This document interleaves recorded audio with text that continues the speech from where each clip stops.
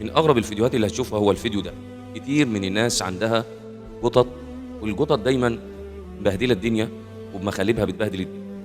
طيب هي أول سبب ليه بتعمل كده؟ لإن القطط أحيانًا بتحب إنها يعني ضوافرها بتاكلها أو فيها نوع من التآكل، وبيبقى في طبعًا رائحة كده غريزة سبحان الله العظيم ترجع لنفس المكان تاني وتعمل فيه.